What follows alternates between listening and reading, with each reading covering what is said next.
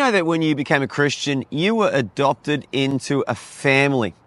It's not just you and God, it's you in the family of God, because God always had a family and God is always wanting to grow his family. And even if you don't know God today, he wants you to come into his family. Hi, my name's Andrew. This is Faith Boost. I've got some ancient secrets that still work. In fact, they're working today in the modern world. Well, we are in the book of Genesis chapter 1, and it's all good. Chapter 1, verse 1 to 3. We see in chapter 1, verse 1 to 3, the Holy Trinity. Because the Bible says that the earth was without form and void, darkness was on the face of the deep, and the Spirit of God was moving over the surface of the waters. And then God said, "Let there be light." And there was light. We see here Father, Son, and Holy Spirit. The Father had the dream, he had the vision, he had the desire to create a world. The Spirit was moving over the surface of the waters, and God spoke, "Let there be light." And there was light. Now in John chapter 1, the Bible says, "In the beginning was the Word, and the Word was with God, and the Word was God. He was in the beginning with God," and that everything was created through the Word of God. Now the Word is Jesus, okay? So we have Father, Son, and Holy Spirit. They were there in the beginning. They were a family. Now this is a thing about God and the Bible. We can't understand it.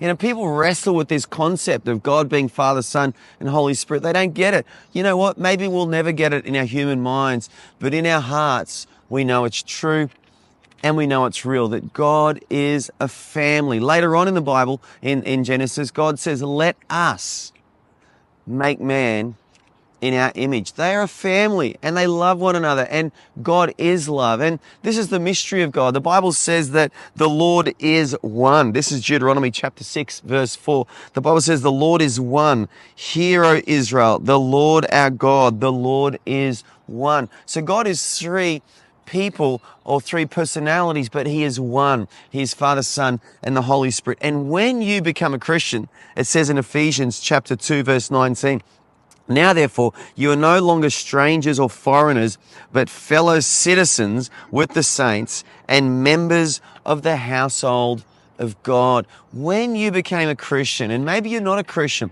if you were to receive Jesus into your heart, the Bible says you will be adopted in to the household of God. You and I have become members of the family. Kind of like the Godfather, but way cooler. God's family. It's the ultimate family. It's the greatest family ever, because God the Father is the creator of all things. He's our God in heaven. And his Son Jesus came into the world and died for us because he loved us so much. And his Holy Spirit is here with us today on the earth. And as we receive Jesus, as we believe in Jesus for the first time, the Bible says the Holy Spirit comes into our hearts and we are members of the family of God. So this means that you're not alone, Christian. It's not just you and God, you know, it's you and the Father, you and the Son, and you and the Holy Spirit, and you have been adopted into this amazing family. How good is that? You know, I was talking to someone on a long form podcast recently about healing trauma and healing hurts in our hearts. And she said one of the great secrets for her, she's a trauma coach, she helps a lot of people through trauma, is she says discovering the Father heart of God.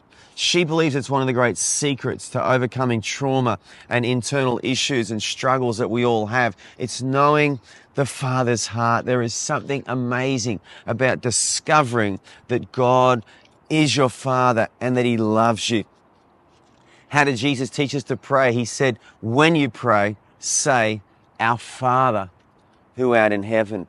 You have been adopted into his family, and God is now your Father. I encourage you, go on a journey. Go on a journey to discover God's heart for you as your Father. Go on a journey to discover his Son, the love of his Son for you. Go on a journey to discover the Holy Spirit as a person, as a reality, as God himself on the earth in your life today. How cool is it to be a Christian? You're not alone, Christian. You're not alone. You've been adopted into the family of God.